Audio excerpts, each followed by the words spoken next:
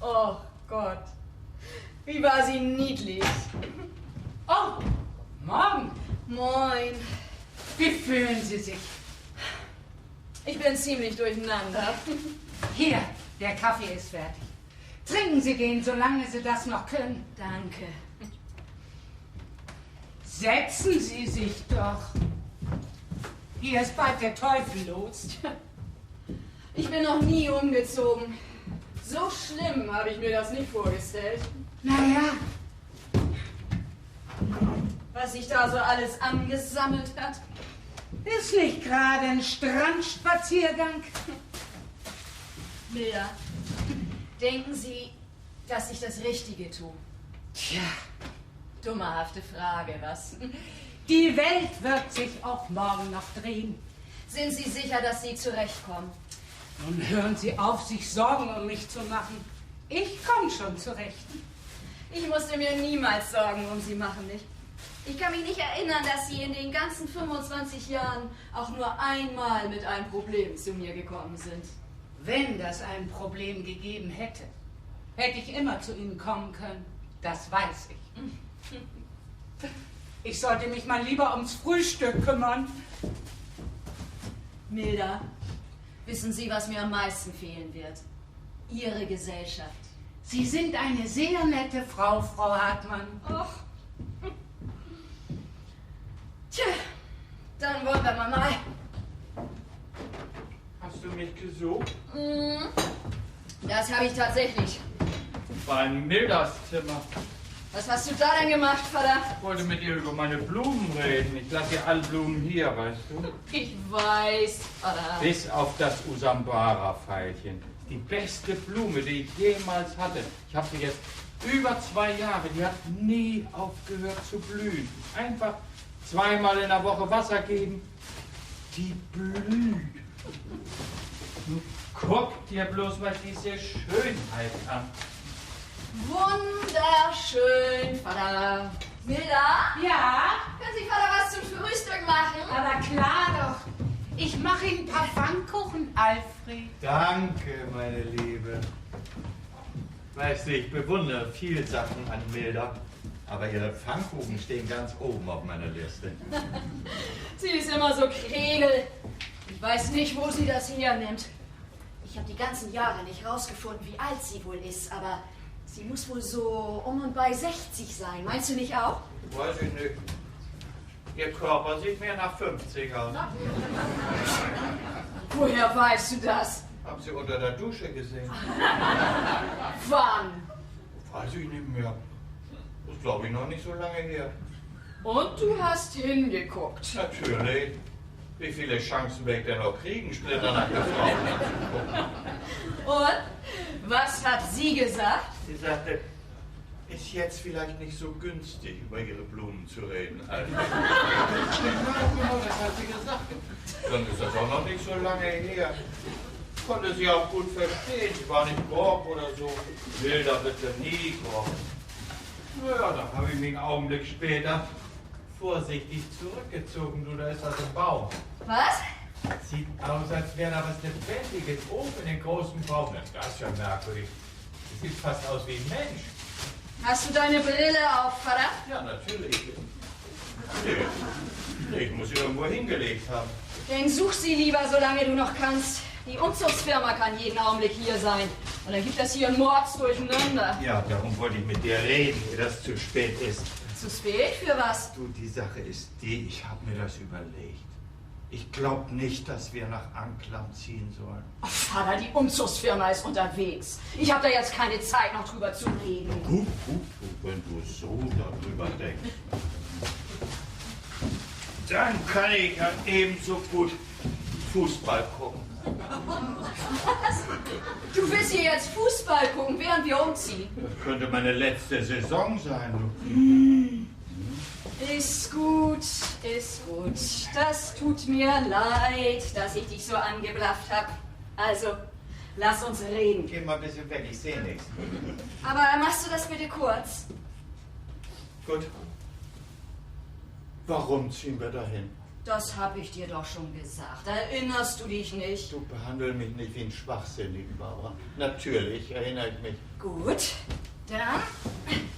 dann sag mir warum. Ist das ein Test? Ich bin mir nicht sicher, ob du mir auch zugehört hast.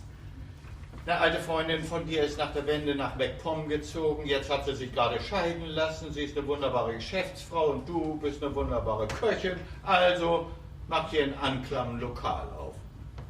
Habe ich bestanden? Das tut mir leid.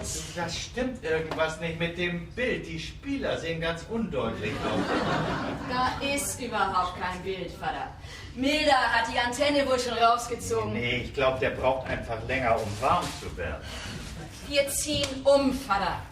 Die Antenne ist rausgezogen. Wir ziehen auch um. Jetzt ist doch nur lang kein Grund, sich hier so aufzuführen. Pass auf, ich habe jetzt wirklich keine Zeit mehr. Ich muss die Betten noch abziehen, bevor ihr die Leute von der Umzugsfirma auf... Du liebe Zeit, da sitzt irgendjemand im Baum. Das habe ich doch gesagt. Das ist Timo. Was macht er denn da oben im Baum? Er ist nicht mehr in den Baum geklettert, seit er 9 war. Timo? Timo, was machst du da oben? Ich begreife nicht, wie du das deinen Kindern antun kannst. Die Kinder sind aus dem Haus. Hilla ist in England und Jenny ist auf der Uni. Naja, für Timo wird es hart sein. Aber in ein paar Jahren ist er auch auf der Uni, Alfred. Warum nennst du mich Alfred? Ich habe immer Alfred zu dir gesagt. Alfred. Ach, du bist das. Das hätte ich mir denken können, dass das Barbara nicht ist. Die hört ja nie zu. Du willst mir erzählen, du bist 2 Stunden da oben gewesen. Das verstehe ich nicht. Ich auch nicht so ganz. Wahrscheinlich irgendeine Sehnsucht nach meiner Kindheit. Timo, ich hol dir auch was zum Frühstücken. Oh, ich muss jetzt wirklich die Betten abziehen.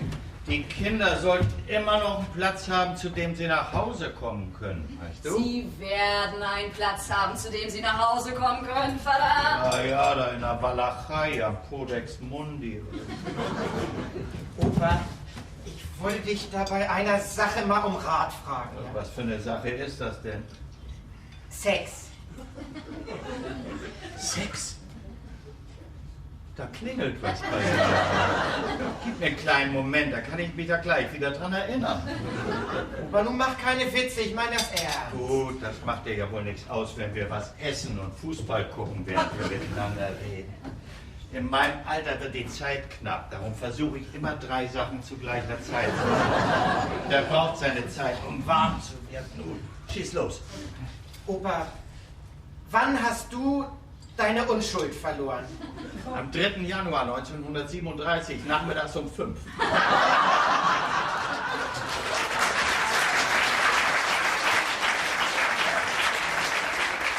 Das Mädchen war rothaarig und kam aus Frankreich. Ihr Name war Cherie. Was denn, so genau kannst du dich da noch dran erinnern? Oh ja. Bin ich aber baff. Ja, was? Das war ein Puff.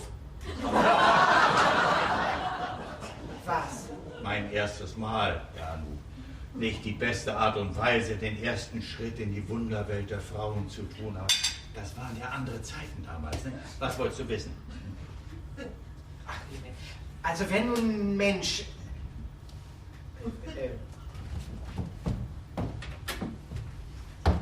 wenn nur ein Mann unbedingt seine Unschuld verlieren will und er kennt ein Mädchen, das er gerne hat, also das er wirklich richtig gerne hat, ist das anständig, dieses Mädchen dann in einer Situation mit einem Gefühl wie Weihnachten auszunutzen? Absolut. Ach, Das ist natürlich bloß meine Meinung. Ich bin selbst ziemlich verzweifelt auf dem Gebiet. dann hätte ich ja Ich letztes glaube, Mal... ich höre den Umzugswagen. Barbara, deine Kabelei mit Charlie ist ja doch lange kein Grund, nach Anklam zu ziehen. Kabelei. Vater, dass Charlie mich verlassen hat, das ist über ein Jahr her. Wir sind geschieden. Er lebt jetzt mit einer anderen Frau zusammen. Ich habe gehört, ihr sind die Haare ausgegangen. Wem? Charlies Flittchen. Vater, sie hat auch einen Namen. Sie heißt Valerie. Ja, trotzdem, sie ist komplett kahl geworden. Was? Charlies Flittchen. Kahl wie ein Eierkopf. Guten Tag. Guten Tag. Bin ich hier richtig behaart? Ne? Ja.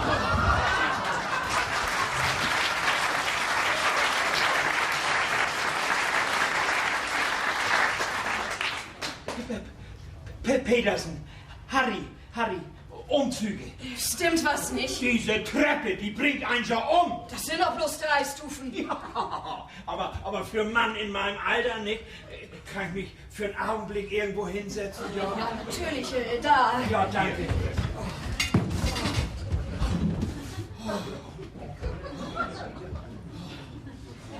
Alles in Ordnung mit Ihnen? Ja.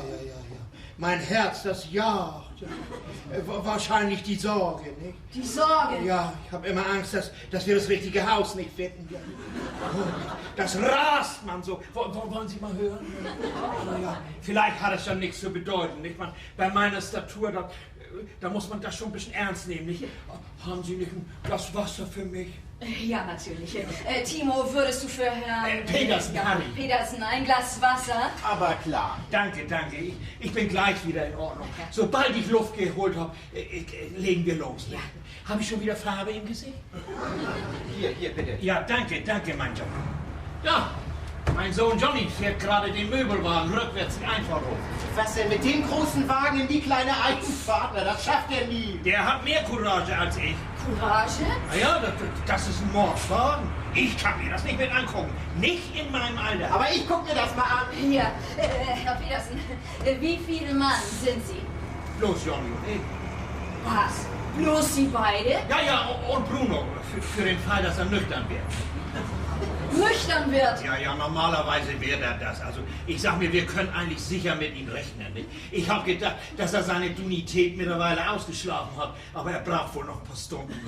Herr Petersen, das ist ein ziemlich großes Haus. Ich glaube nicht, dass 3 Männer genug sind, um das hinzukriegen. Ach, gute Frau, nun werfen Sie mir doch nicht noch Knüppel zwischen die Beine. Ich hatte einen ganzen elenden Tag. Das ist doch erst 7 Uhr am Morgen. Was ist hier denn los? Hören Sie, ich brauche so ein Gezählte am frühen Morgen nicht. Heben Sie das für später auf, wenn das besser passt, ja?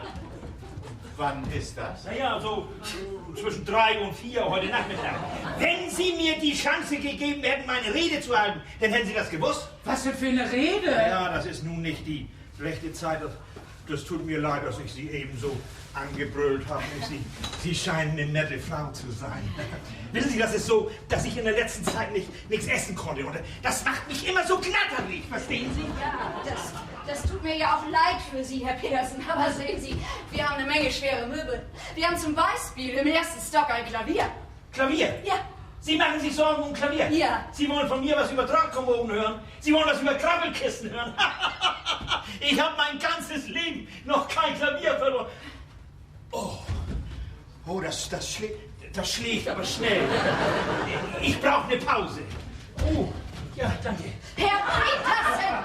Sie machen mich ganz schön nervös. Wenn Sie bloß 3 Leute sind, dann werden Sie das niemals hinkriegen. Für uns ist das in Ordnung. Und nun machen Sie sich das Leben leichter und überlassen Sie uns die Sache, ja?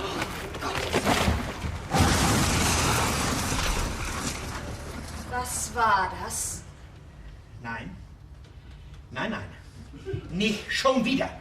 Ich könnte ihn umbringen. Was ist passiert?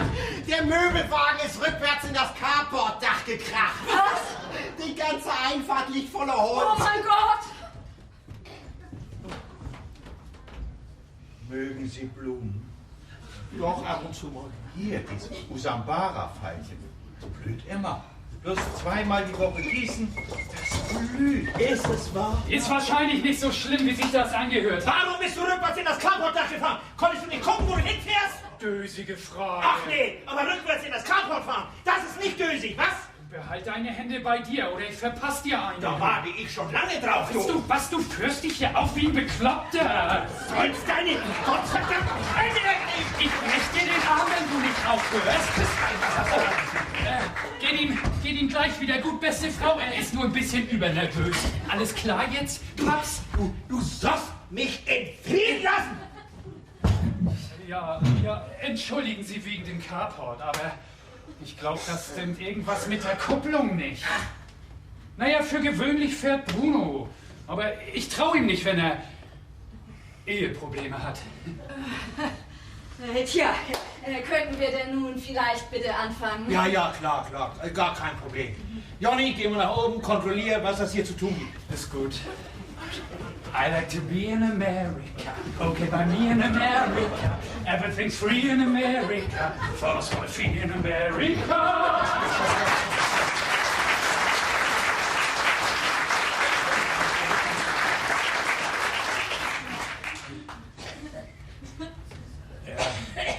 Er ist mit Tanzen angefangen, als seine Mutter tot geblieben ist. Wieso? Konnte er sie nicht leiden? Was redest du da? Die war seine Mutter? So, dann meinen Sie, das war so eine Art psychische Reaktion, oder? Ich weiß das nicht. Ich weiß bloß, dass er mit Tanzen angefangen hat. Der bringt mich noch auf den Friedhof. Wissen Sie, er macht das auch auf der Straße. Was macht er? Hochspringen, sich umdrehen. Ja, ich habe ihn aus dem Fenster beobachtet. Er geht allein und ganz ruhig die Straße runter. Und mit Mal macht er das. Das erste Mal habe ich ihn angeböhrt. Zum Teufel nochmal, was machst du da? Sagt er, ein Plié? Ja.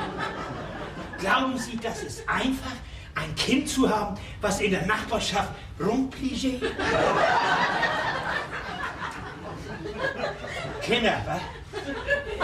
Ja, Timo, geh und guck mal nach, ob deine Sachen ordentlich verpackt sind. Ja, dann werde ich mal die Treppe in Angriff nehmen, ne? Ja. Ja. Halt, stopp. Stopp, habe ich gesagt. Ich habe vergessen, meine Rede zu halten. Was? Ja, ich halte immer eine Rede. Also reden wir nicht um den heißen Brei rum. Ein Umzug ist keine Weihnachtsfeier. Die Stimmung ist kribbelig. Jeder ist konzentriert. Die Nerven liegen blank. Das ist eine fürchterliche Veranstaltung. Sie haben das untersucht und festgestellt, umziehen ist genauso schlimm, als sich scheiden lassen. Oder entlassen werden. Oder einen Arbeitsplatz verlieren oder einen lieben Menschen verlieren, den man gern gehabt hat. Die Leute sind voll bittersüßer Gedanken an alte Zeiten und sehen einer unsicheren Zukunft entgegen. Aber wenn wir uns zusammenreißen und einen klaren Kopf behalten, dann können wir das draus machen, das Hand und Fuß hat.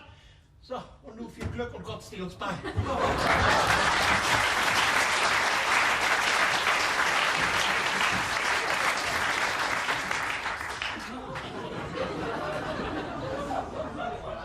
Das ist ein Vorzeichen.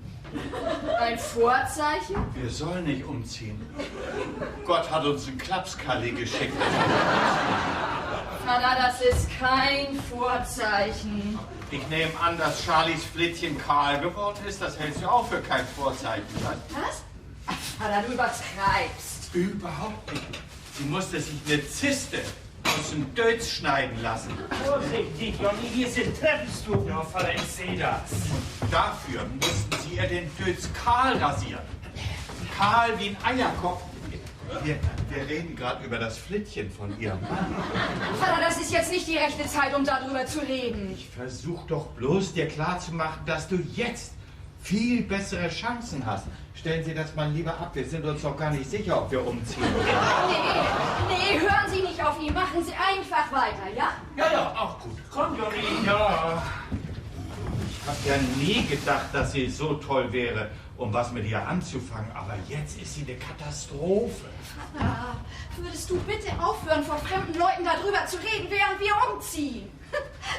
Ja, nun machen Sie doch einfach weiter, ja? Ja, gerne. Komm, Johnny. Ja. Und vorsichtig. Vorsicht, da draußen, da sind Reißstufen. Ja.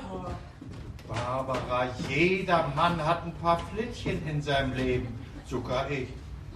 Ich hatte eine in Bad Bramstedt. Ich glaube nicht, dass ich da nun was von hören will.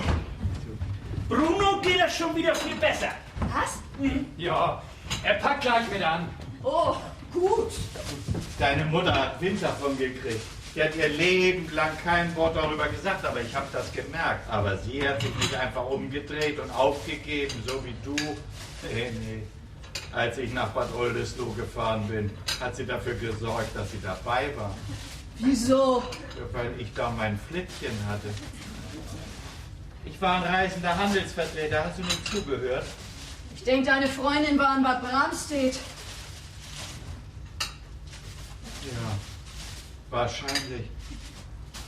Bad Bramstedt und Bad Oldesloe sehen ja ziemlich gleich aus. Auf jeden Fall kann ich mich erinnern, dass das ein blau-weißer Kapitän war. Was? Der Wagen, mit dem wir gefahren sind. Ein blau-weißer Opel Kapitän. Ja, damit war das dann zu Ende. Hallo. Hallo. Ja. Ja.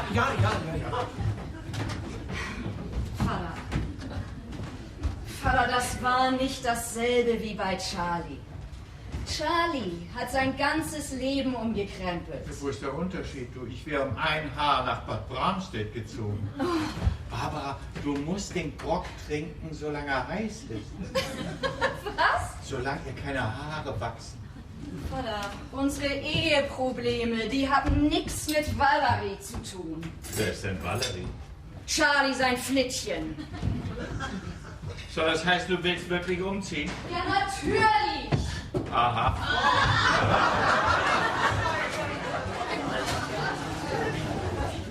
Wenn das so ist, dann solltest du besser wissen, dass ich nicht mitkomme.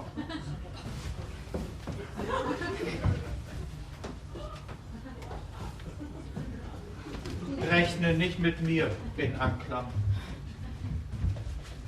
Vater.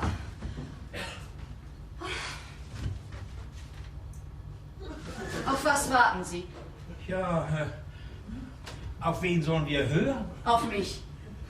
Hören Sie einfach auf mich. Ja, auf mich. Ja, komm, Johnny. Ja. Hey! Welcher Tüffel hat denn den Laster rückwärts in das Carport gerammt? Jenny, was machst du denn hier? Ich hatte Heimweh. Also, wer war der Tüffel, der die Garage platt gemacht hat? Der Tüffel war ich. Oh, bist du neu in dem Job? Glauben Sie, einen 7,5 Tonner rückwärts zu fahren ist einfach? Nee. Ich habe eine halbe Stunde gebraucht, bis ich das konnte. Da war ich 13. Ist doch ein Witz, oder? Nee, das ist meine Tochter. Sie ist technisch sehr begabt. Tja, könnten Sie dann nun vielleicht bitte mit dem Umzug weitermachen? Ja, komm, Johnny. Ich habe dir was mitgebracht. Ach ja? Ja, was zum Waschen. Jenny, Ja? wir versuchen gerade Sachen hier rauszubringen und nicht rein. Was machst du überhaupt hier? Na, ich habe mir Sorgen gemacht. Um Opa. Ich habe den Eindruck, dass er ein bisschen bregenklöterig wird. Wieso? Na, du weißt doch, dass er mir zweimal die Woche schreibt. Ja, und in letzter Zeit, da hat er diese Nachrichten außen auf die Umschläge geschrieben. Was denn für Nachrichten? Na, vor ein paar Wochen hat er zum Beispiel außen auf diesen Umschlag geschrieben, hat sich rausgestellt, dass das Bein nicht mehr zu retten ist. Was? Ja, ich habe natürlich einen Mordschreck gekriegt, den Umschlag aufgerissen und rausgefunden, dass er über den Cocker Spaniel von den Stegmanns geschrieben hat. Der Hund, den hat er schon immer gern gemocht. Mutti, du verzeihst das nicht. Da waren noch andere Nachrichten. Zum Beispiel hier. Erzähl deiner Mutter da nichts von, das ist nichts, auf das ich stolz bin. Was hat das denn zu bedeuten? Das kann ich dir nicht sagen. Aber da kamen Drillinge drin vor. Drillinge? Ja, keine Angst. Ist schon eine Zeit her. Ach, ich weiß schon, das waren die Nachbarsgehören. Da ist ihm mal die Hand ausgerutscht. Naja, gestern habe ich denn das bekommen. Lies mal, was da drauf steht. Das Flittchen von deinem Vater ist komplett kahl geworden. Tja, verstehst du nur, was ich meine? Naja, sie ist das wirklich. Offensichtlich hatte sie diese Zyste auf dem Dötz. Und dafür darum mussten sie ihr geht die das Haare doch machen. nicht. Du gehst nicht einfach hin und schreibst solche Sachen außen auf den Briefumschlag, solange du noch alle Tassen im Schrank hast. Ist mit ihm alles in Ordnung? Ja, natürlich, das geht ihm gut. Er wird bloß ein bisschen tüdelig, das ist alles. Gut. Wollte mich da bloß von überzeugen. Und was ist nun der wahre Grund, warum du nach Hause gekommen bist, Jenny? Ich hab die Uni geschmissen. Du hast was? War mir doch so, als hätte ich Jennys Stimme gehört. Ja, bist du das denn wirklich? Höchstpersönlich. Du schuldest mir noch einen Brief. Opi, wie geht's dir? Oh, pack meine Blumen. Ich trau den beiden Klapskallis nicht, die sich hier als Möbelpacker ausgeben. Komm, ich helfe dir. Ja, was hast du da denn? Fessel? SM? Schätzt du? Jenny, was ist hier los? Was hast du jetzt vor? Ich habe gedacht, ich mache ein paar Gelegenheitsjobs. Vielleicht als Aerobic-Trainer, bis ich genug Geld gespart habe. Genug Geld? Für was? Um eine Autowerkstatt aufzumachen. Bloß eine kleine. Vielleicht auf ausländische Wagen spezialisiert. Ich glaube, ich drehe gleich durch. Ist was nicht in Ordnung, Frau Hartmann? Meine Tochter hat mir gerade erklärt, dass sie Autoklempner werden will. Ja. Was ist bloß aus den Kindern geworden, ne? Früher wollten die Jungs Feuerwehrmann und die Mädchen Krankenschwester werden, ne? Tja, wir geben uns nun nicht mehr mit den Berufen zufrieden, die uns in die Wiege gelegt sind. Gehen Sie mir doch los mit diesem dummen Kram. Alles, was ich höre, ist nichts als dieser überkandierte Schied. Beruhig dich, Papst.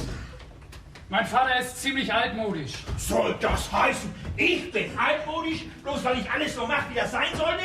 Ich mach nun mal keine Tussis mit Wagenschmieren unter den Fingernägeln. Und ich mach keine Jungs, die nach Eau de Cologne riechen. Ja, du beruhig dich, Vater.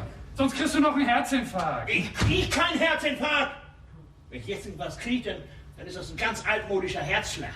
Auf jeden Fall bin ich besser in Form, als ich jemals war. So, nun hilf mir mal diese blöde Treppe hoch da. Oh la la, was für ein Knackarsch. Ja, ich tue ja auch alles, damit er...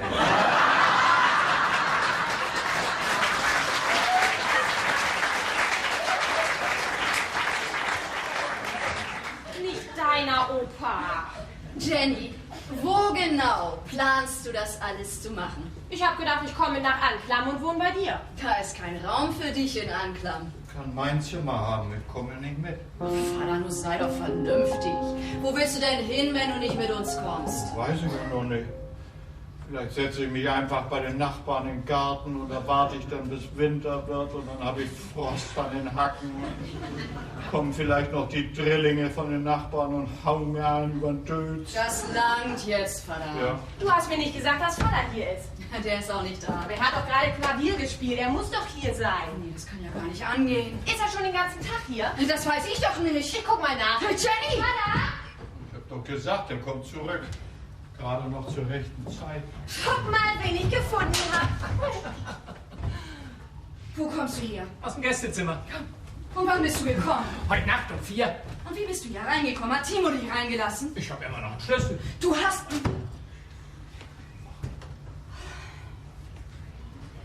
Was willst du hier, Charlie? Ich wollte dem Haus Tschüss sagen. Ich denke, du hast dem Haus schon vor einem Jahr Tschüss gesagt.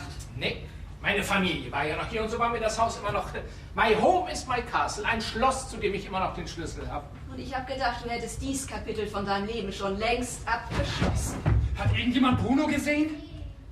Gerade wenn man ihn braucht, da verschwindet er und gießt sich ein hinter die Binde. Könnt ihr noch jemanden mit ein paar starken Armen gebrauchen? Klar. Kennst du jemanden? Na klar. Was ist der Mann los? Groß geworden. Aber noch nicht trocken hinter den Ohren. Hat sie dir erzählt, dass sie die Uni hingeschmissen hat? Sicher. Wir reden wohl zweimal die Woche miteinander. Niemand hat dir vorgeworfen, dass du ein schlechter Vater bist, Charlie. Wenn Timo 300 Kilometer weit weg ist, wird es nicht mehr so einfach sein. Ich ziehe nicht um dich zu ärgern. Ich weiß. Du hast es nie immer leicht gehabt mit mir. Aber du bist auch nicht ohne Fehler. Niemand hätte dir etwas vorgeworfen, wenn du nicht alles auf die Goldwaage gelegt hättest. Ich habe das versucht, aber ich konnte das eben einfach nicht. Charlie, ich bin ganz gut alleine zurechtgekommen. Was machst du da? Ich musste gerade dran denken, wie wir die Farbe von all dem Holz runtergeholt haben. Erinnerst du dich, als wir das Haus gekauft haben? Da war hier alles rot und gold. Wir haben dann immer neue Farbschichten gefunden. Gelb. Das waren die Nicholsons. Grün. Die Karlmeyers? Silber. Die Timkes. Und jetzt? Und jetzt? Jetzt sind das meine Farben. Wir haben 6 Wochen gebraucht, um die Farbe runterzukriegen. Und 4 Tuben Salbe zum Einreiben, weil wir das so im Kreuz hatten. Als wenn die das blanke Holz sehen konnten, war es für mich wie Ostern und Weihnachten an einem Tag. Das war unsere schönste Zeit, nicht? Ja? Ich hatte gerade diesen Mordskompositionsauftrag für die Parfumwerbung an Land gezogen. Komm rein und such aus. Genau, wir hatten endlich ein bisschen Geld, die Kinder waren... Vor der Pubertät, vor dem Ärger in der Schule, vor dem Sie schlechten waren Noten, wirklich vor... noch Kinder. Und wir waren Wir waren immer noch verliebt. Tja, sag das ruhig. Unsere allerschönste Zeit, Barbara. Ich verstehe das nicht. Wenn du tanzen willst, warum studierst du das denn nicht? Wenn ich das mache, dann würde das Geschäft kaputt gehen. Das könnte ich Papst nicht antun. Das ist alles, was er hat. Also ich denke, man sollte das machen, was man will. Heb deine Seite doch mal ein bisschen an. Ja, also ich repariere gern Autos. Na und? Das macht mich doch nicht weniger feminin. Was auch immer zum Teufel das ist. Ja, ich weiß, was das ist. Und du bist verteufelt feminin. Ich kenne mich damit aus. Weil du so ein Don Juan bist. Weil ich schwul bin. Pass auf die Stufen. Du bist schwul? Ja, aber sag Papst nichts davon. Das würde ihn umbringen. Ja.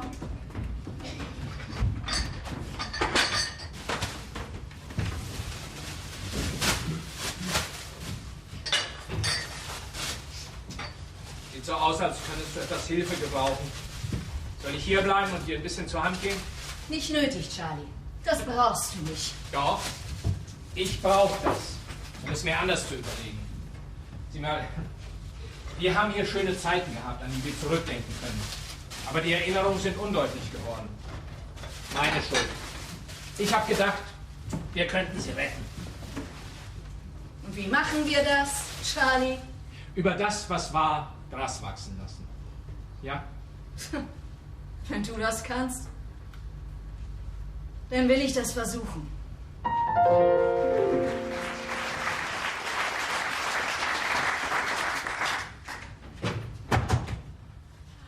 Dein Opa hat gesagt, dass du hier drin bist. Blöder Umzug. Anklappen, wo ist denn das überhaupt? Irgendwo bei Polen. Was willst du da? Ich muss ja mit. Ach, tut mir leid wegen letzter Nacht, ne? Nee, tut mir leid, dass ich eingeschlafen bin. Nee, war mein Fehler. Ja, wie du so da neben mir gelegen hast, da hatte ich damit zu tun, eine Streiterei zu schlichten. Zwischen wem? Zwischen meinem Verstand und meinen Drüsen. Und dein Verstand hat gewonnen? Ja, aber das war so knapp. War knapp. Also, ich habe deinen Drüsen die Daumen gedrückt. Die müssen nicht angefeuert werden. Auf jeden Fall warst du weg, als ich aufgewacht bin. Ja, weil ich mir überlegt habe, dass das dir gegenüber nicht anständig ist. Sex zu haben? Nicht? Wo ich heute weggehe und das alles. Sich auf so eine Art und Weise zu binden, das kann ganz schön gefährlich werden. Weißt du, dass wir beide wahrscheinlich die Einzigen in unserer ganzen Schule sind, die immer noch Jungfrau sind? Was glaubst du, warum das so ist? Ja, weil wir beide zwei merkwürdige Typen sind. Sogar merkwürdige Typen denken an Sex. Oh. Naja, ich denke da dran. Ne? Echt? Mit mir? Ja. Bloß mit mir? Also so merkwürdig bin ich nur auch wieder nicht.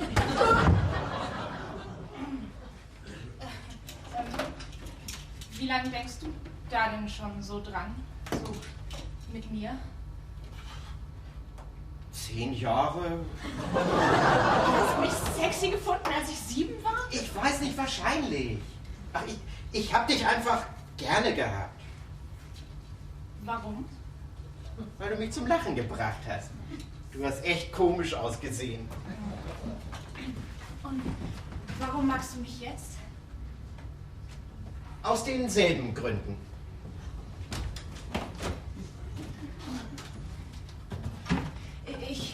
Ich habe da ein paar interessante Sachen von uns geträumt, Timo. Ach, wirklich?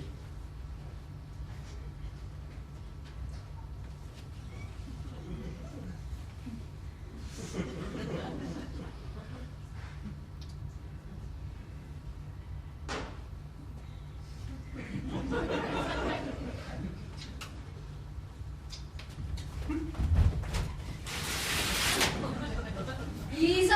Ja? Das ist ja genau wie vor 9 Jahren. Beim Doktorspielen, die haben uns auch immer gestört. Was ist denn, Frau Hartmann? Deine Mutter hat angerufen. Deine Eltern, die sind gerade vom Flughafen wieder zurückgekommen. Bin gleich da. Wart hier auf mich. Ich bin zurück, so schnell ich kann. Aber wo sollen wir denn hin? Die sind doch überall. Na, irgendeiner wird bestimmt reinmarschiert kommen, wenn wir gerade dabei sind. Wir werden schon ein Plätzchen finden. Wo ein Wille ist, ist auch ein Gebüsch. Ich freue mich, dass du mich magst.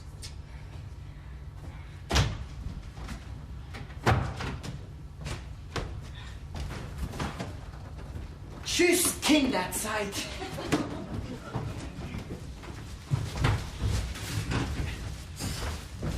Sie fangen jetzt an, das Klavier vom Balkon runterzulassen. Ich kann es nicht mehr angucken. Ich will hoffen, Sie wissen, was Sie tun. Du hast dich entschlossen, das mit nach Anklam zu nehmen? Nee, da ist nicht genug Platz für da. Ich schenke das der Kirchengemeinde. Du gibst unser Klavier weg? Tja, das scheint mir doch die beste Lösung. Das Klavier ist fast 100 Jahre alt, so alt wie dieses Haus. Da hängen eine Menge Erinnerungen dran. Also ich weiß nicht. Ich hatte immer das Gefühl, das Klavier gehört hierher. Nix gehört hierher, Charlie.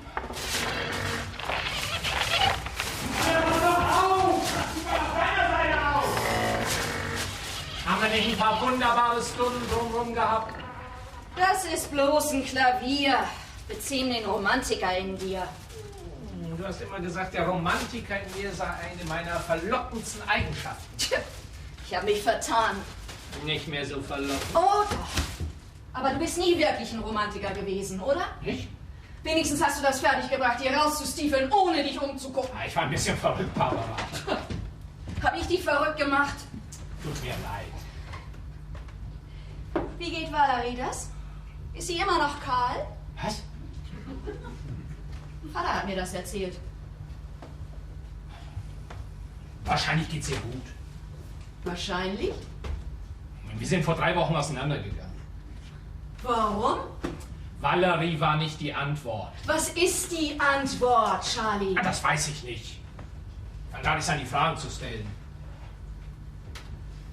Glaubst du, du könntest mir jemals vergeben?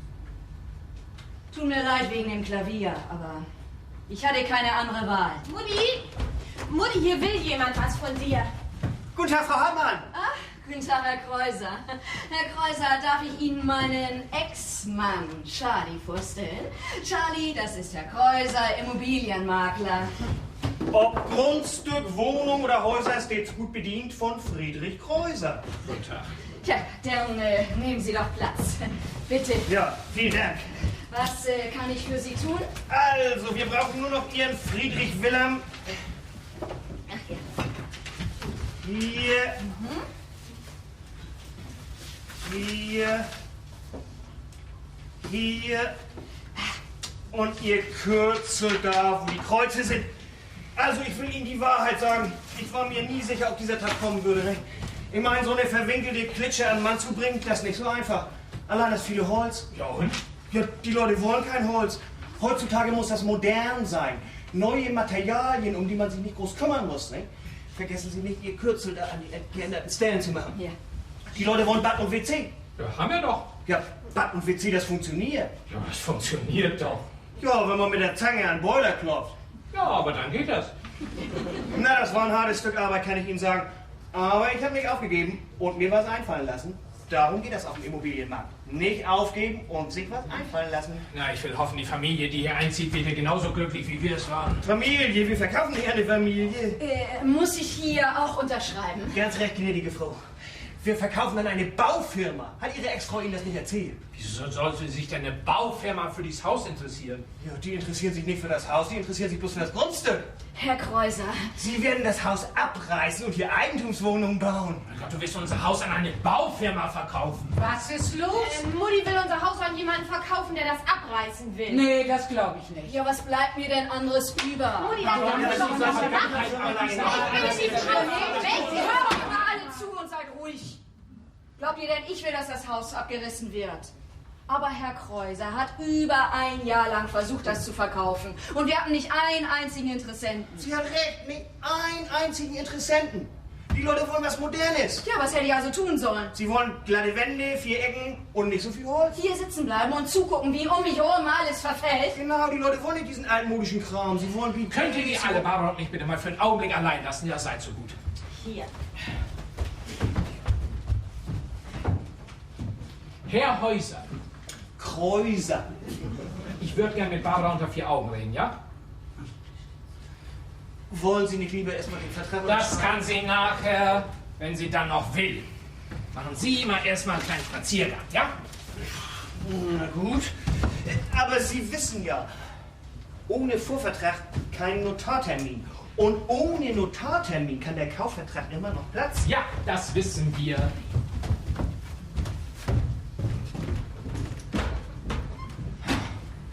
Ja, nun guck mich doch nicht so an, als hätte ich Mona Lisa gerade in Schnurrbart gemalt.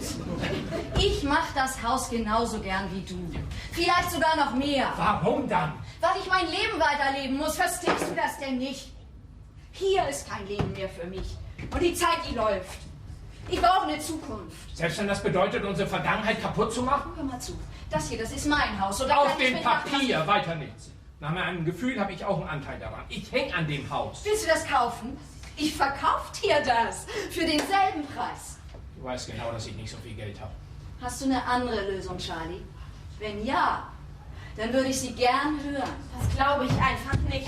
Das kann doch nicht angehen. Jenny, was ist denn? Ich habe gerade was ganz Furchtbares rausgefunden. Was ist das? Opa Susambara-Veilchen, über das er immer spricht. Er sagt, das ist die beste Blume, die er je hatte. Bloß 2-mal die Woche gießen und sie... Beruhig immer dich, Schatz. Was ist los? Das ist Plastik. Was? Die Blume ist aus Plastik. Ja und? Mein Gott, verstehst du denn nicht? Nee. Du?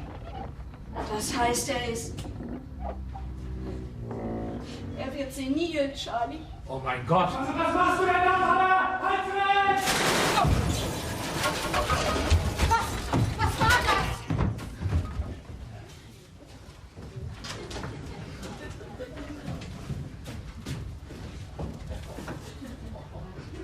Wir haben das Klavier fallen lassen. Oh, und ich habe schon gedacht, das wäre ein Zeichen von Gott.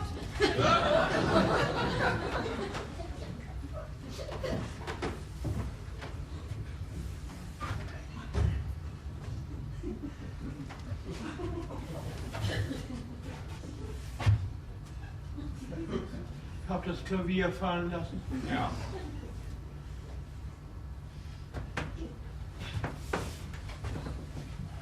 Ich hab das Klavier verloren. Was haben wir nicht schon alles verloren? Kronleuchter, Kommoden, Flurgarderoben, was weiß ich nicht alles. Aber noch nie hat ein Spinett was abgekriegt. Ich hab das Klavier verloren. Was hat er denn? Unser Möbelpacker hat einen Nervenzusammenbruch. Hi! Hilla, bist du das? Was machst du hier? Ich will mein Baby zu Hause zur Welt bringen.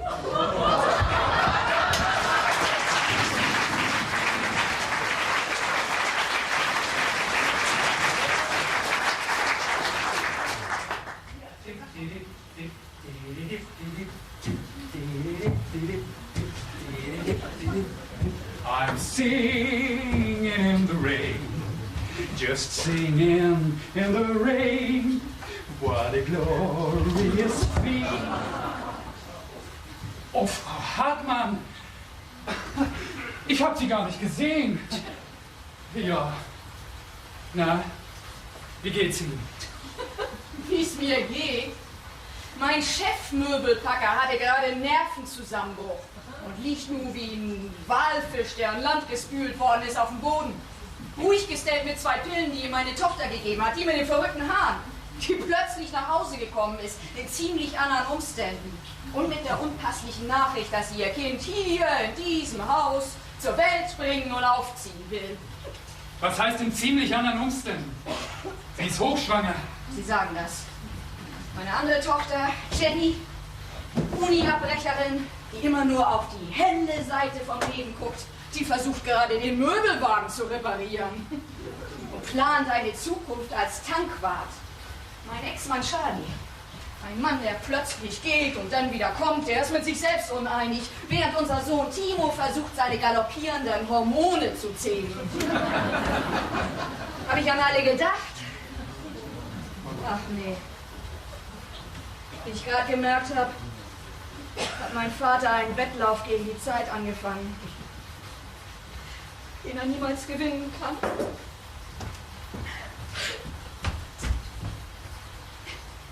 Aber danke, dass Sie gefragt haben. So, soll ich dir helfen? Nee, du. Lass, Mann. Denk an dein Baby, ne? Ja. Meinst du, Mutti hat nichts dagegen, wenn du den ganzen Kram hier in die Wohnung schleppst? Naja, soll ich vielleicht da draußen im Regen weitermachen? So. Bist du sicher, du weißt, wie das alles wieder zusammengebaut wird? Nö. Ja, so hast du das schon immer gemacht. Einfach drauf losprobiert. Na, das musst du gerade sagen. Du hast Schmiere an der Nase. Was? So? Komm, hier. Danke.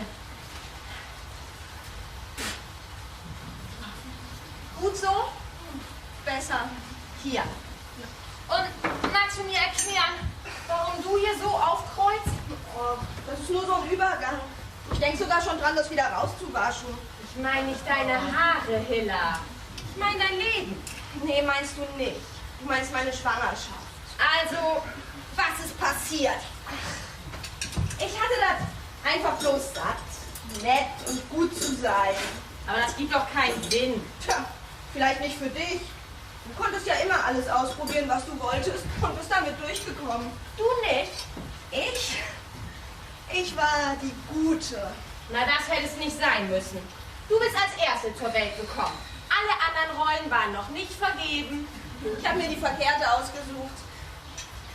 Willst du eine kurze Zusammenfassung von meinem Leben hören? Ich kenne dein Leben, Hill. Ich bin deine Schwester. Aber wir waren uns nie so richtig nah. Ne? Nee. Warum eigentlich nicht? War sicher nicht so einfach für dich, eine ältere Schwester zu haben, die nie Fehler macht und immer nur die besten Noten nach Hause bringt. Tja, Wusstest du, dass sie mir mit 10 Monaten beigebracht haben, allein aufs Klo zu gehen? ja. Im Badezimmer hängt immer noch die Gedenktafel an der Wand. Hill, kannst du nun bitte zu diesem Teil von deiner Lebensgeschichte kommen? Ich habe mir eines Abends ein Handballspiel angeguckt und mein Torwart war auch da. Oh, der Vater ist Torwart in der Handballmannschaft. Nee, Hausmeister. Na, du hast doch gerade gesagt, dein Torwart war auch da. Torwald. Der heißt Torwald und der ist Hausmeister. Ach so. Aber, er war dein Typ? Das Blöde daran ist, ich habe nicht mal sowas wie einen Typ. Hill, du musst mir helfen. Ich versuche die ganze Zeit was zu finden, was für ihn spricht. Er mochte mich. Na, das ist doch was. Er mochte jede. Und er stand zu Diensten, hm? Nicht immer. Nur wenn er von seiner Frau und den Kindern weg konnte. Na, du bist aber trotzdem mit ihm ins Bett gegangen. Nicht gerade ins Bett. Er hat mir angeboten, mich nach Hause zu fahren. Ihr habt das in seinem Auto gemacht? Nee, er hatte ein Motorrad. Willst du mir erklären, du hast dir das auf dem Motorrad andrehen lassen? Im Beiwagen. Das ist so ein Ding, das man an das Motorrad Weißt, was das ist? Er hat also diesen Beiwagen irgendwo abgestellt. Nee, er hat ihn zu Schrott gefahren. Zu Schrott gefahren? Im Straßengraben. Und da ist das denn passiert? In so einem Klumpen Schrott in einem Straßengraben von irgendeiner Landstraße? Nee, auf der Hauptstraße. Puh, das war total peinlich. Naja, wir machen ja alle peinliche Sachen, wenn die Hormone mit uns durchgehen, ne? Nee, das meine ich nicht. Da hat sich rausgestellt, dass er das geklaut hatte. Er war ein Dieb? Ja, aber nur so ein ganz harmloser. Das hat ihm meistens auch gar nichts eingebracht. Ich habe da nichts von gewusst und die Polizei gerufen, dass sie uns aus dem Straßengraben ziehen. Und während wir gewartet haben, sind auf einmal Gefühl und Leidenschaft mit uns durchgegangen. Klingt wie aus dem Roman von Rosamunde Pilcher. Aber in dem Fall total passend. Ich meine, und du hast dich auch weiter mit ihm getroffen. Bloß so lange, bis er in den Knast ging. Im Knast? Das hatte nichts mit ihm zu tun. Ich war schuld. Was machst du so? Und weil ich so froh bin, dass du auch endlich mal Mist gebaut hast. Komm. Oh. Und warum hast du dich entschlossen, das Baby zu behalten? Intelligente Leute können manchmal ganz schön einsam sein. Und du willst das wirklich hier aufziehen? Auch wenn das nicht so aussieht. Ich hatte hier eine wunderschöne Kinderzeit. Ja. Du, das hat aufgehört zu regnen.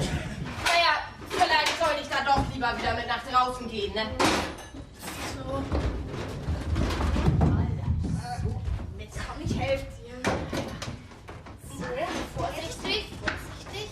Ich hab dir das doch gesagt. Alles klar? Ja, aber vielleicht sollte ich mich doch lieber ein bisschen hinlegen. Ja, mach das. Ach, Mutti, ich wollte mich gerade ein bisschen hinlegen. Alles in Ordnung mit dir? Ja, mach dir keine Sorgen.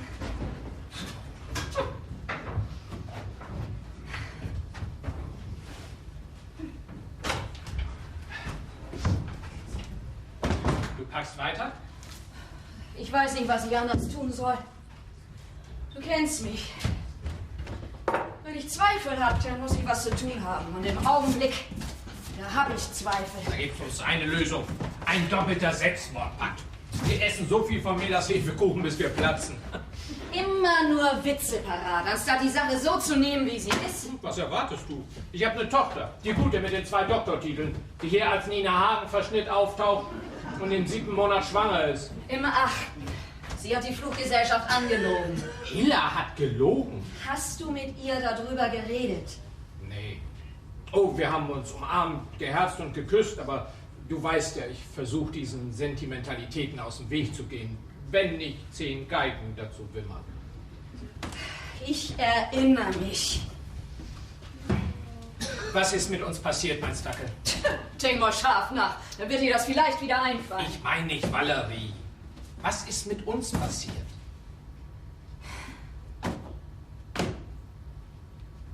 Verbraucht. Vielleicht waren nur 25 Jahre in uns. Warum zum Teufel vermisse ich dich dann so? Wann hast du das in den Kopf gekriegt? Ziemlich schnell, nachdem wir uns getrennt haben. Ich hatte bloß nicht den Mut, es zuzugeben. Ich wollte, du hättest ihn gehabt. Tut mir leid. Ich weiß, ich habe dir sehr wehgetan. Tja. Eine Zeit lang habe ich gedacht, jeden Herzschmerzschlager, den hätten sie mir auf den Leib geschrieben. Ich war viel allein. Oh, wenn ich ehrlich sein soll, ich bin auch nicht jeden Abend auf den Switch gegangen. Warum hast du mir das nicht früher erzählt? Dafür gibt es einen einfachen Grund. Dummheit. Oh, Barbara, ohne dich bin ich bloß ein halber Mensch. Soll das ein Antrag sein? Ja, ein zweimaliges Angebot. Du kannst nicht zulassen, dass sie dieses Haus abreißen. So gern hast du das. Ja, so gern habe ich das. So gern habe ich dich. Ich weiß, was du jetzt denkst, aber diesmal ist das anders. Wieso? Ich bin nicht mehr verrückt. Ach? Sieh mal, ich habe das alles hinter mir gelassen. Die Midlife-Krise, das Suchen nach mir selbst. Und? Wen hast du gefunden? Beethoven war es nicht. Ich habe einen Kerl gefunden, der ganz brauchbare Melodien für die Werbung schreiben kann. Der aber sein Lebtag nichts Großes komponieren will. Ein Ehemann, der Fehler macht. Ihm aber klar geworden ist, dass sein Zuhause und seine Familie das sind, was in seinem Leben ganz oben ansteht. Glaubst du, dass du so einen Mann lieben könntest? Charlie, bist du bereit, das anzunehmen, was kommt? Annehmen, was kommt? Ich will mit beiden Händen danach greifen. Barbara, willst du mich heiraten? Heiraten? Ich denke, das haben wir hinter uns. Wir können das genauso gut wieder vor uns haben. Also was sagst du, willst du? Ich brauche ein bisschen Zeit, um mir das zu überlegen. Ja, ich will nicht aus den verkehrten Gründen Ja oder Nein sagen. Das Haus, mein Vater, die Kinder. Wenn, dann soll das unsertwegen sein. Alles in Ordnung mit dir? Das war ein komischer Tag. Merkwürdig komisch oder amüsant komisch? Einfach komisch. Ich habe nicht gewusst, dass das so ausgehen kann. Ach, Gleich nach Alfred ein Stück Hefekuchen. Hallo, Dolly. So, ich hab den Laster repariert. Das war die Einspritzpumpe. Danke. Ach, am liebsten hätte ich den ganzen Motor auseinandergenommen und ihn mal so richtig in Schwung gebracht. Ja. Naja, er soll euch ja für die nächsten paar tausend Kilometer keine Scherereien machen, ne? Wow. Feed me Seymour, feed me all night long. Wow. Na, wegen deiner Tanzerei und deinem Gesang musst du wirklich was unternehmen, Johnny. Ist das so schlimm? Du hast Talent. Was weißt du denn schon? Du? Versuch das doch zumindest mal. Sag deinem Vater, dass du das jetzt studieren willst. Das würde ihn umbringen. Das glaube ich nicht. Er würde mich umbringen. Oh, das ist das also. Kein Mumm! Du, ich... Richtig. Ich werde es ihm sagen. Wann? Wann wirst du es ihm sagen? Mann, oh Mann, du bist vielleicht hartnäckig, du. Da kannst du dich drauf verlassen. Ja. Hilfst du mir? Das musst du schon alleine machen. Nee, ich meine beim Tragen. Da oben ist immer noch so ein schweres Stück. Klar. Das ist doch doof. Überall wird man gestört. Können wir denn nicht einfach zu dir rübergehen? Nee, das geht nicht. Meine Mutter hat was gegen dich. Was denn bloß, weil ich sie einmal mit dem Gartenschlauch nass gemacht habe? Das wird sie dir nie verzeihen. Ach komm, dann versuchen wir das hier nochmal.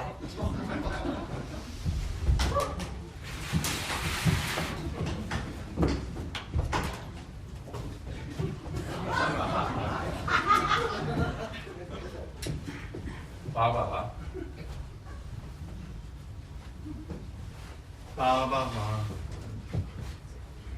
Ach. Da ist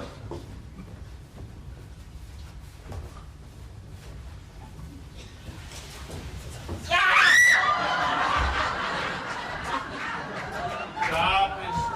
Ich hab dich überall gesucht. Ich weiß, du hast im Moment ziemlich viel um die Ohren, aber es gibt ein paar Sachen, die ich einfach loswerden muss. Du lass dich nicht stören bei dem, was du gerade tust.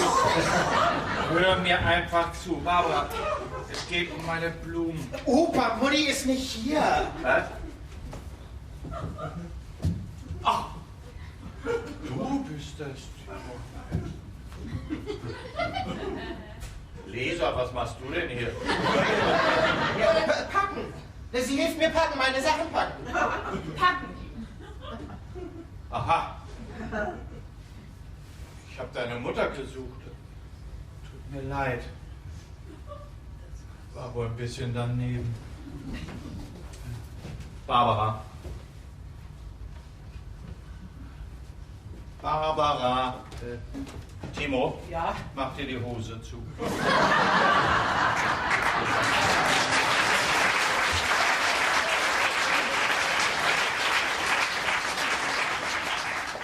war das Peinlichste, was ich je erlebt habe? Also, wenn hier noch ein paar Leute reinmarschieren und uns stören, dann hole ich mir da einen Knacks fürs ganze Leben vom Feld.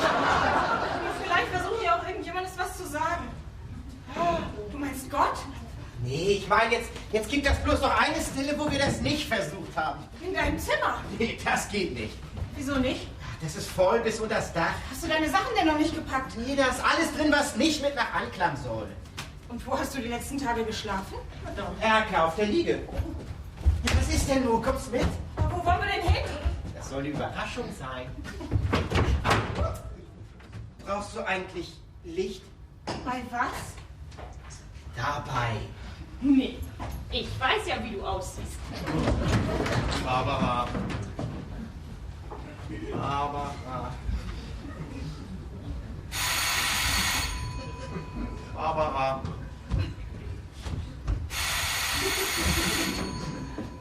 Du bist das. Ja. Ja, ich bin das. Wieso klingelst du? Ich wollte bloß mal gucken, ob du auch zu Hause bist. Ja. Ich bin zu Haus.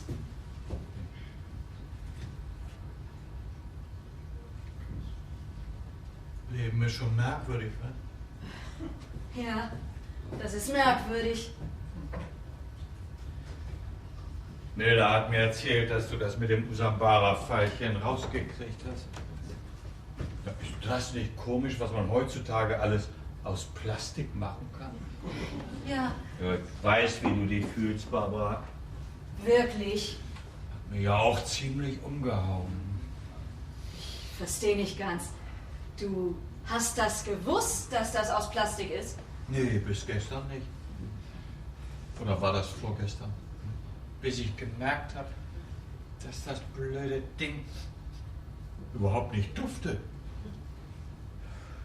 Hab mich gefühlt wie vor den Kopf geschlagen. Ich weiß schon eine ganze Zeit, dass ich nicht mehr der Mann bin, der ich mal war. Mir Todesschrecken eingejagt.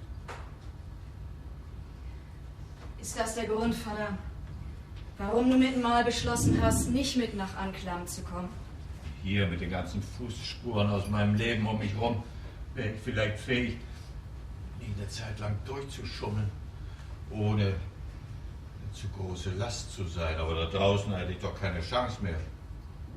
Wäre ich eine absolute Null. Tut mir leid, Vater. Ich hätte verständiger sein sollen. Nee. Das ist mein Fehler. Ich hätte aufrichtig mit dir sein sollen. Ich weiß, dass ich nie ein besonders guter Vater gewesen bin. Nee. Das liegt nicht in meiner Natur. Oh du, ich habe Gefühle, aber irgendwie habe ich nie den Kniff rausgekriegt, sie auch zu zeigen. Nee, warte mal. Das hat was damit zu tun. Und darum habe ich beschlossen, dass du mich immer für einen besonders verantwortungsbewussten Vater halten solltest. Darauf war ich stolz. Naja, vielleicht ein bisschen zu sehr. Vater, ich habe eine Frage. Ja, du hast Glück. Du kriegst mich in einen von meinen lichten Augenblicken zu fassen. Als du das mit der Blume rausgekriegt hast, warum hast du da weiter mit angegeben? Ich habe gehofft, du würdest das merken, dass der nicht echt ist. Es gibt ein paar Sachen, die ein Vater seiner Tochter nicht gern erzählt.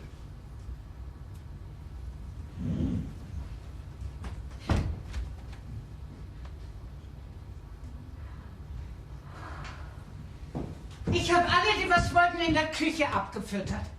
Aber ich habe es geschafft, genug für Sie beide übrig zu behalten. Soll ich das reinbringen? Ich glaube nicht, dass ich jetzt was essen kann, Milda. Sie müssen es versuchen, Frau Hartmann. Wichtige Sachen kann man nicht mit leerem Magen beschließen. Haben Sie beide sich gut unterhalten? Alles in Ordnung, ich habe ja alles erzählt. Oh, ich wollte, du hättest erst mit mir gesprochen, Alfred. Das ist nicht so, wie es aussieht, Frau Hartmann. Ach was, nö, ach was, ich habe ja doch nicht alles erzählt. Nur das mit den Blumen. Was soll das heißen? Du hast mir nicht alles erzählt.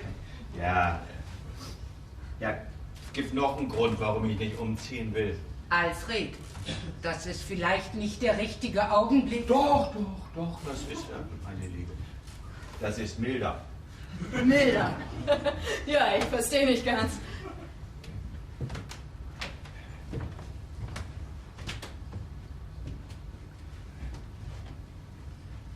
Wir sind ein Liebespaar. Ihr seid was? Ein Liebespaar. Milda, ist er... Ihr seid... Ein Liebespaar. Ich glaube, es gibt ein besseres Wort für das, was wir miteinander haben, Alfred. Ich weiß. Ich sag das bloß so gern. Moment. Wie lange geht das schon? Länger, als ich mich erinnern kann. 8 Jahre. Was?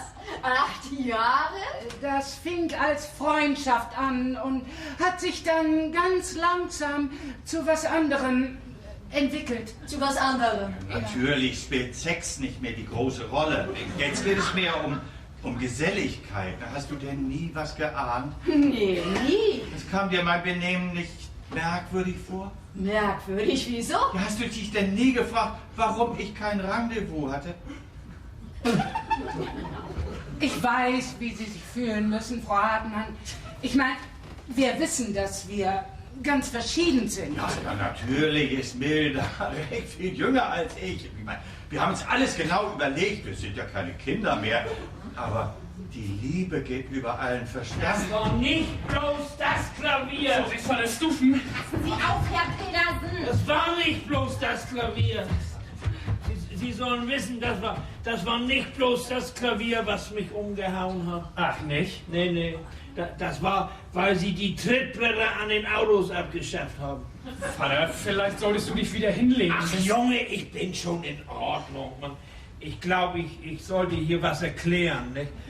Das hat angefangen, als sie die Trittbretter von den Autos abgeschafft haben. Ja, warum haben die das gemacht? Die haben doch gut ausgesehen. Du konntest darauf sitzen, du konntest darauf stehen.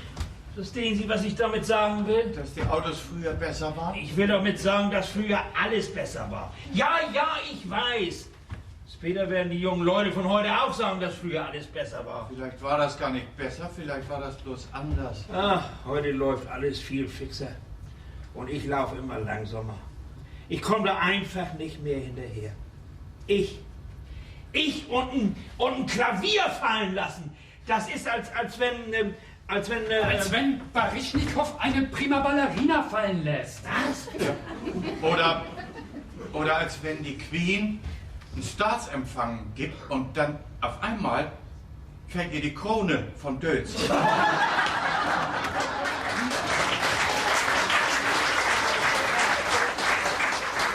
Ja, genau. Nun hören Sie auf, sich zu grämen, Herr Petersen. Das Leben muss weitergehen. Tun Sie mir einen Gefallen. Erzählen Sie mir nicht, dass das für alles im Leben die richtige Jahreszeit gibt. Das ist aber so. Ja, das weiß ich, aber ich mache die Frühjahrszeit am liebsten. Sie haben keine Wahl, nehmen Sie das an. Was annehmen? Das Leben, auch der Herbst hat schöne Tage. Ja. Für mich war heute kein schöner Tag. Hier.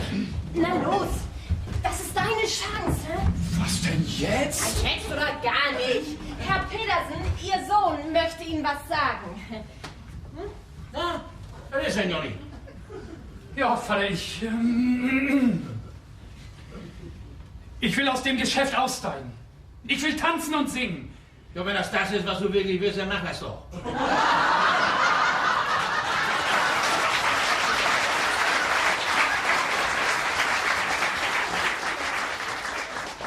Du hast nichts dagegen. Das ist dein Leben, Johnny. Du verdienst eine Chance. Ja, ich kann immer noch nebenbei für dich arbeiten. Und Jenny kann für mich eins bringen. Jenny? Paps, sie versteht eine Menge von Autos. Sie kann die beiden anderen Möbelwagen in Gang bringen und am Laufen halten. Ja, und sie kann auch für dich fahren. Und sie kann ordentlich zupacken. Also kann sie dir sogar beim Aufladen helfen. Ja, ist schon gut, mein Junge. Geh du mal deinen eigenen Weg. Ich komm schon klar. Oh, danke, Paps. Na, da ist doch noch was. Ja, Paps. Und außerdem, ich bin schwul.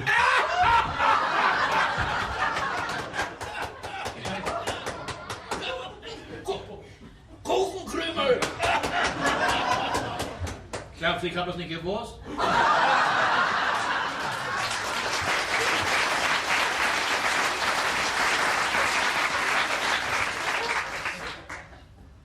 Du hast das gewusst? Ich bin Dean Oldford, durch ich nicht kann. Dass sein Vater weiß sowas nicht von seinem Kind? Schon. Das macht dir nichts aus, darüber zu reden? Ja, natürlich macht mir das was aus, darüber zu reden. Deshalb habe ich da ja nicht drüber geredet. Überhaupt, über was sollen wir denn noch reden? Ja, ich habe bloß gedacht... Hör mal, Johnny. Habe ich bloß die kleinste Chance, dir das auszureden. Also weiß ich das nun und du weißt, dass ich das weiß und das langt. Ich akzeptiere das, klar? Klar, Paps. Johnny! Wenn du willst, dann können wir später noch drüber reden, John. Ja. Ich bin froh, dass Sie das akzeptieren. Ja, ich akzeptiere das. Und habe ich da nichts mehr von hören. Fällt Ihnen aber schwer. Ich bin nun mal so. Ich reg mich auf über Sachen, die nicht wichtig sind, damit ich mich nicht aufregen muss über Sachen, die wirklich wichtig sind. Und was ist das? Das hier, das ist mein letzter Umzug. Wieso? Jenny? Das hat nichts mit Jenny zu tun. Und das hat auch nichts mit Johnny zu tun. Das hat mit mir zu tun. Ja, begreifen Sie das nicht? Wie ich das Klavier verloren habe, da habe ich auch meine Nerven verloren. Und ein Möbeltransporteur, der seine Nerven verliert, der kann dann gleich seinen Job an den Nagel hängen. Ja, gibt's da irgendwas drauf zu sagen, dass es nicht so ist? Nee. Also, Frau Hartmann, ich sitze schon seit über einer Stunde im Wagen. Was haben Sie nun beschlossen? Ja, was ist denn nun, gnädige Frau? Ziehen wir um oder gehen wir nach Hause? Also, ich habe beschlossen... Mutti, das was passiert. Ich war mit Lisa in Hillers einem Zimmer im Schrank und... Was habt ihr denn im Schrank gemacht? Gepackt. Ja, und dann haben wir auf einmal dieses Stöhnen und Schreien gehört. Und dann sind wir aus dem Schrank rausgekommen und... Was ist los, ganz zu chill? Hilla kriegt ein Baby. Ja, das weiß ich doch, mein Schatz. Nein, ich meine jetzt. Was? Die Wehen haben schon eingesetzt? Ja, sie hat gesagt, wir sollen ihr das sagen. Sie liegt in ihrem Zimmer rum, schreit und kriegt ein Baby. Oh mein Gott! Timo, lauf schnell und ruf den Doktor. Nee, such deinen Vater und sag ihm, er soll Dr. Bökenhauer anrufen. Die Nummer, die liegt beim Telefon. Ach, und dann soll er auch noch im Krankenhaus anrufen. Ja, nun mach doch schon. Jenny, lauf schnell und lass schon mal den Wagen ein. Ja!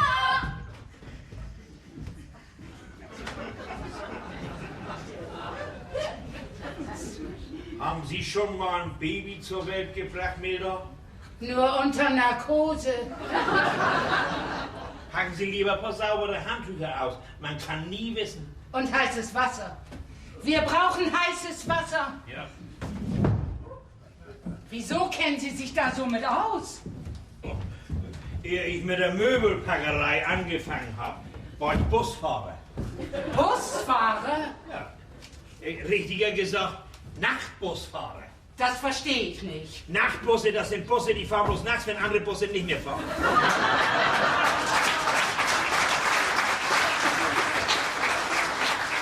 Das weiß ich auch. Wieso kennen Sie sich so mit Kinderkriegen aus? Och, Milda. Was glauben Sie, was alles in Nachtbus passiert? Ich kann mich da noch gut daran erinnern. Das war auf Mittwoch um 3. Morgens, versteht sich. Meine letzte Tour. Der Bus war leer. Ich fahre noch eine Haltestelle ran. Da stürmt ein junger Mann rein und sagt... Dr. Bökenhauer, du sollst Dr. Bökenhauer anrufen. Nee, fahren Sie Richtung Krankenhaus, hat er gefragt. Hast du die Nummer? Die liegt da beim Telefon und weiter. Ja, habe ich gesagt, steigen Sie mal ein. Dr. Bökenhauer, Hartmann hier. Ja, und dann ist er mit einer jungen Frau eingestiegen. Nicht? Die war ziemlich schwanger. Dann sagt der junge Mann noch... Das ist eilig, sie kriegt ein Baby. Ja, das sehe ich. Ist das Ihre Frau? Nee, nicht meine Frau. Meine Tochter Hilla kriegt das Baby. Naja, ich bin dann losgefahren. Nicht? Die haben sich auf die letzte Bank gesetzt. Nicht? Und dann habe ich noch gefragt... Haben die Wehen schon eingesetzt? Ja, das Baby kommt schon. Ja, ich gab ordentlich Gas.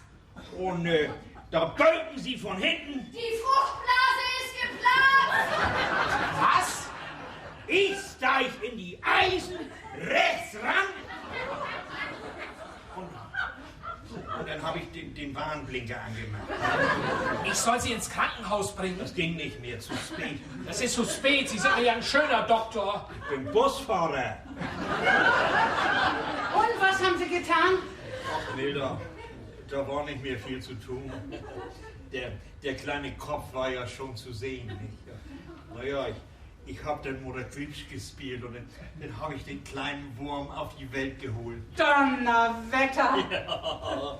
Und wissen Sie, was der junge Mann gemacht hat? Fotos mit seinem Handy. Lena, wir schaffen das nicht alleine. Wir brauchen Ihre Hilfe. Hier, fragen Sie lieber Dr. Petersen.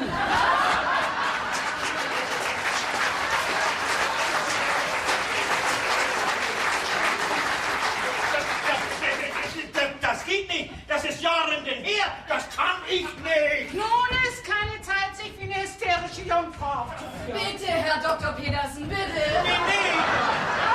Das geht nicht. Bitte. Ach Mann, geben Sie her. Ich versuche das.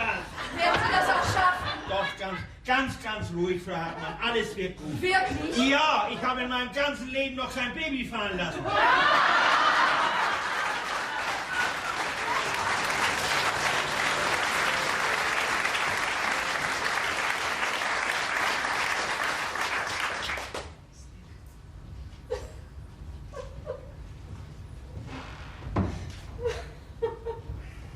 Alles klar mit dir?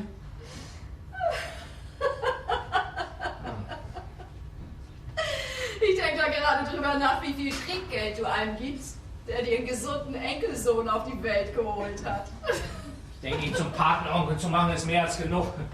Jetzt kann ich ihm sogar vergeben, dass er das Klavier hat fallen lassen. Na, wie geht dir das, Opa? Opa? Ich habe mich gerade erst wieder daran gewöhnt, sonntags abends den Wagen für mich zu haben. Ja, ich weiß. Das ist, als hätten wir uns gerade eben erst kennengelernt und schwupps, Großeltern. Aber schön der Weg, den wir gegangen sind. Was meinst du, Dackel? Mhm. Also was ist, Oma? Willst du mit mir alt werden? Fällt dir nicht irgendwas ein, dass das ein bisschen aufregender klingt? Oh, wir werden schon was zu lachen haben, wenn du dafür sorgst, dass wir dich von unserem Weg abkommen. Bist du sicher, dass du das auch wirklich willst? Natürlich. Warum fragst du? Tja, aufregender Tag. Umziehen und Oma werden, das macht wohl jeden verrückt. Dass wir in diesem Haus wieder zusammenkommen, war die am wenigsten verrückte Idee, die ich jemals hatte. Liebst du mich nicht immer noch, mein Stackel? Oh ja. Was soll das heißen? Kannst du mir nicht vergeben? Charlie, würdest du mit mir nach Anklam ziehen? Was soll ich da machen? Werbespots für Heringsbändiger? Ich weiß das nicht. Ab und zu muss man einfach nochmal von vorne anfangen. Alles auf Anfang, meinst du? Ja. Ich habe versucht, von vorne anzufangen. Aber dabei kann ich nicht vergessen, wo ich herkomme. Hier ist unser Zuhause. Denn kommst du nicht mit?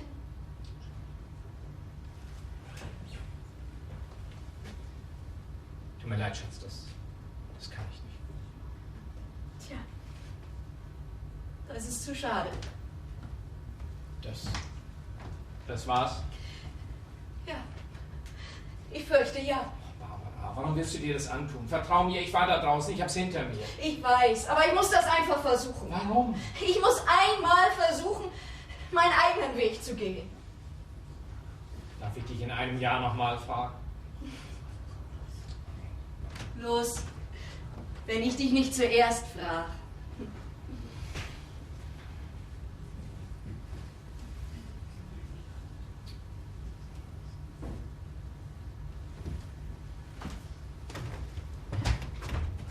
Aber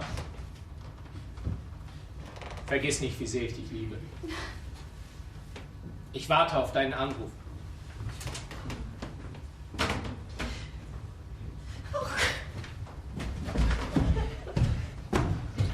Ihr Mann hat gesagt, Sie wollen mich treffen. Ja. Ja. Ich bin jetzt bereit, die Papiere zu unterschreiben. Gott sei Dank. Moment, Bauer. Frau Hartmann, bevor Sie unterschreiben, haben Alfred und ich Ihnen was zu sagen. Ach, Milda, hat das denn nicht noch ein bisschen Zeit? Nee, hat das nicht. Schief los. Nun, ich habe in all den Jahren hier in der Gegend als Haushaltshilfe gearbeitet. Allein in diesem Haus war ich 25 Jahre. Können Sie nicht ein paar Jahre überspringen und direkt auf den Punkt kommen? Sie wissen ja, dass ich 4 Kinder habe. Und so brauchte ich irgend noch was anderes. Irgendein Geschäft nebenbei, um über die Runden zu kommen. Was denn für ein Geschäft? Nun, in all den Jahren haben mir die Leute, für die ich gearbeitet habe, Sachen gegeben. So Krimskram. Den sie nicht mehr gebrauchen konnten. Ich habe die Sachen gesammelt und dann vor ein paar Jahren habe ich herausgefunden, dass viele Leute den Diesen Krimskrams. nicht für Krimskrams ansehen. Sie sehen die Sachen als Antiquitäten. Da habe ich meinen Laden aufgemacht. Ein Antiquitätenladen. Ja, und die Kunden, die geben sich die Türklinke in die Hand. Ja, eigentlich ist das ein Familienunternehmen. Ja, die Kinder, die arbeiten ja auch alle mit. Ne? Wir kommen gut klar. Ja, das freut mich ja auch zu hören, Milda. Aber ich weiß ja immer noch nicht, warum Sie mir das ausgerechnet jetzt alles erzählen. Frau Hartmann, meine Kinder wohnen immer noch bei mir zu Hause. 2 sind schon verheiratet. Ja, und die haben ja auch schon wieder Kinder. Denn Als wir darauf gewartet haben, dass wie das Baby auf die Welt kommt, sind Alfred und ich auf eine Idee gekommen. ich habe ihr erzählt, dass ich ein bisschen Geld auf der hohen Kante habe. Ja, wir haben ein bisschen gerechnet und sind zu dem Resultat gekommen, dass wir beide genug zusammenkratzen können, um von Ihnen dieses Haus zu kaufen. Was? Ihr wollt das Haus hier kaufen? Du, wir können jedes einzelne Zimmer gebrauchen. Ich bleib natürlich hier bei Milda. Und Hilla kann ihr altes Zimmer behalten und das Baby aufziehen. Und wenn sie dann so weit ist, dass sie wieder arbeiten kann, dann muss sie nie nach einem suchen, der auf das Leute aufpasst. Dann Augenblick mal. So läuft das nicht.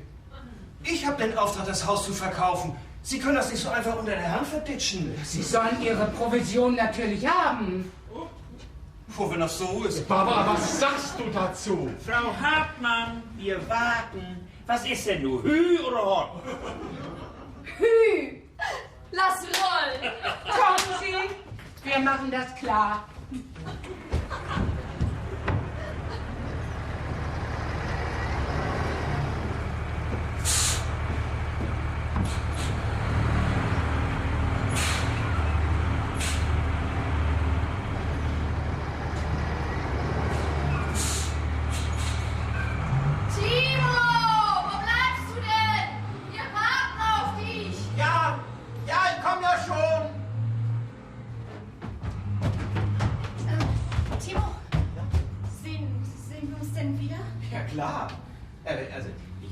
Ich komme ja jedes Wochenende, um meinen Opa zu besuchen.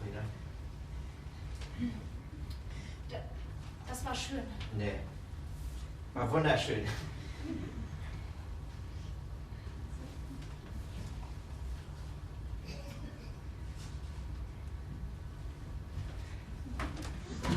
Timo? Ja? Timo, nun komm doch endlich. Ja.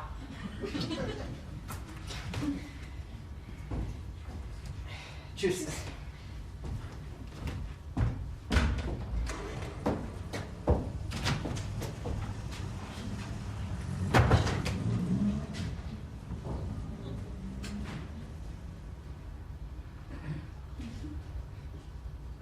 Jetzt sind sie weg. Wer hätte das heute Morgen gedacht? Oh, Alfred, was wird uns hier blühen? Auf jeden Fall mein Usamba.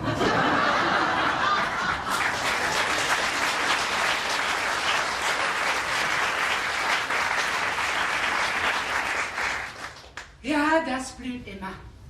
Das ist ein Teil von diesem Haus. Und das Haus gehört nun uns. Wo Alfred, wo steuern wir nun hin? Dahin, wo wir alle hingehen. Wir steuern ja alle auf ein Ende zu. Bloß der Weg ist nicht immer derselbe. Der eine schwebt über einen roten Teppich und der andere muss über spitze Steine laufen. Aber wenn wir zusammengehen, dann können sogar spitze Steine wie ein roter Teppich sein. Und jeden Abend können wir uns freuen, dass wir den Tag zusammen erlebt haben. Wann ziehst du ein? Sobald ich hier alles auf Schick hab. Bloß nicht zu viel verändern. Sonst finde ich mich nicht mehr zurecht. Keine Angst, Alfred. Bloß ein bisschen Krimskrams. hier und ein bisschen Krimskrams. da. Ja, ja. Du kennst dich aus mit alten Sachen.